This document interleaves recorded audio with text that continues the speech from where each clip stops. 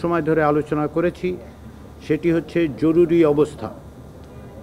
বাংলাদেশের বিদ্যমান সংবিধানের 141 ধারা অনুচ্ছেদে যে জরুরি অবস্থা জারির বিষয় আছে, সে বিষয়ে আলোচনা হয়েছে আজকে। অত্যন্ত গুরুত্বপূর্ণ আলোচনা আমি বলবো এই কারণে যে এই বিষয়ে অতীতে খুব বেশি আলোচনার সুযোগ আমাদের এখানে ছিল না। রাজনৈতিক দলগুলো বিভিন্ন অবস্থান থেকে আসলেও কার্যত দুটো বিষয়ে আজকের দিনে একমত হওয়া গেছে। এর একটি হচ্ছে এই যে বিদ্যমান সংবিধানের 141 যে অনুচ্ছেদ আছে তার ক, খ, গ সমস্ত কিছুর ক্ষেত্রেই এইটা সংশোধন, সংযোজন, বিযোজন, পরিবর্তন করার ব্যাপারে ঐকমত্য হয়েছে, একমত হওয়া গেছে। দ্বিতীয় যেটার বিষয়ে একমত হওয়া গেছে সেটা হচ্ছে যাতে করে জরুরি অবস্থা কোনো অবস্থাতেই, কোনো পরিস্থিতিতেই রাজনৈতিকভাবে ব্যবহৃত না হয় সেটা নিশ্চিত করার বিষয়ে ঐকমত্য হয়েছে। তারপরেও আমরা যেটা সিদ্ধান্ত নিয়েছি যে আজকেই আমরা বলছি না যে 141 ধারার অনুচ্ছেদের বিষয়টা এইখানেই নিষ্পত্তি হলো। রাজনৈতিক দলগুলো এটা নিয়ে যেহেতু একটি সুস্পষ্ট প্রস্তাব ছিল জাতীয় ঐকমত্য কমিশনের পক্ষ থেকে, প্রস্তাবটি আজকেই দেয়া হয়েছে। এটা সংশোধিত প্রস্তাব। তার কারণ হচ্ছে যে অতীতে মূল প্রস্তাবে এনসিসির মাধ্যমে ব্যবস্থার কথা বলা হয়েছিল এই বিষয়ে। তদুপরি সংবিধান সংস্কার কমিশন 141-এর খ এবং গ বাতিল করার কথা বলেছিল, যে বিষয়ে রাজনৈতিক দলগুলোর মধ্যে একমত হওয়া যায়নি। সে কারণেই সংশোধিত একটি প্রস্তাব আজকে ঐকমত্য কমিশন রাজনৈতিক দলগুলোকে দিয়েছিল।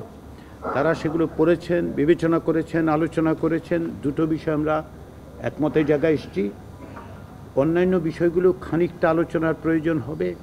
আমরা আগামী বৃহস্পতিবার দিন এটা নিয়ে আলোচনা শুরু করব। আমি আশা করছি যে ওই দিন এ বিষয়ে সুনির্দিষ্টভাবে, সুস্পষ্টভাবে কতটুকু আমরা একমত হলাম সেটা আমরা বলতে পারব। আজকে যে তৃতীয় বিষয়টি ছিল সেটি হচ্ছে নারী প্রতিনিধিত্বের প্রশ্নটি, সেটা আমরা আলোচনা করতে পারিনি সময়ের অভাবে।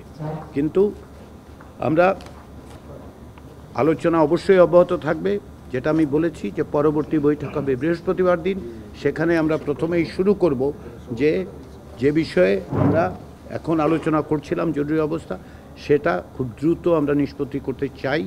যে যতটুকু অগ্রসর হয়েছি সেটা গুরুত্বপূর্ণ, তাৎপর্যপূর্ণ, কিন্তু আরেকটু অগ্রসর হওয়া যায় কি না সকলের মতামত নিয়ে, সেজন্য আমরা একটু সময় নিচ্ছি। ফলে আমাদের পক্ষ থেকে আমরা মনে করি আজকের আলোচনা অত্যন্ত সফল আলোচনা হয়েছে। প্রথম প্রধান গুরুত্বপূর্ণ বিষয়টি হচ্ছে যে জাতীয় ঐকমত্যের ব্যাপারে রাজনৈতিক দলগুলো উপজেলা পর্যায়ে অধস্থন আদালত সম্প্রসারণের ব্যাপারে একটি ঐকমত্যে পৌঁছেছে। যে বিবেচনার কথা বলা হচ্ছে, যেগুলো বিবেচিত হওয়া উচিত বলে মনে করছে রাজনৈতিক দলগুলো এবং জোটগুলো, সেগুলো হচ্ছে 1 নম্বর, যে সকল উপজেলাসমূহ জেলা সদরে অবস্থিত, অর্থাৎ সদর উপজেলা, সে সকল উপজেলাসমূহে আদালতসমূহ জেলা জজ কোর্টের সাথে সংযুক্ত রেখে সুনির্দিষ্ট করে দিতে হবে। 2, বিদ্যমান চৌকি আদালত, দ্বীপাঞ্চল ও ইতিমধ্যে প্রতিষ্ঠিত উপজেলা আদালতসমূহ বহাল রেখে এর প্রয়োজনীয় অবকাঠামো নির্মাণ করতে হবে।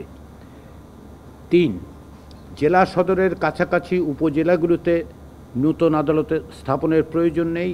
এজন্য প্রয়োজনীয় জরিপ পরিচালনা করা দরকার এবং তার ভিত্তিতে সেটা সমাপ্ত করা দরকার। 4, অবশিষ্ট যে উপজেলাগুলো থাকবে সেই অবশিষ্ট উপজেলাগুলোর জনসংখ্যার ঘনত্ব, ভৌগোলিক অবস্থান ও বৈশিষ্ট্য, যাতায়াত ব্যবস্থা, দূরত্ব, অর্থনৈতিক অবস্থা, মামলার সংখ্যা বিবেচনায় নিয়ে পর্যায়ক্রমে আদালত স্থাপন করা। 5, অধস্তন আদালতের জন্য প্রয়োজনীয় অবকাঠামো অর্থ বরাদ্দ নিশ্চিত করা। এবং 6, আইনগত সহায়তা কার্যক্রম উপজেলা পর্যায় পর্যন্ত সম্প্রসারিত করা। এইগুলো বিবেচনায় নিয়ে যে ঐকমত্য প্রতিষ্ঠিত হয়েছে উপজেলা পর্যায়ে অধস্তন আদালত সম্প্রসারণের, ঐকমত্য কমিশন এবং রাজনৈতিক দলগুলো আশা করে সেটা ভবিষ্যতে বাস্তবায়িত হবে।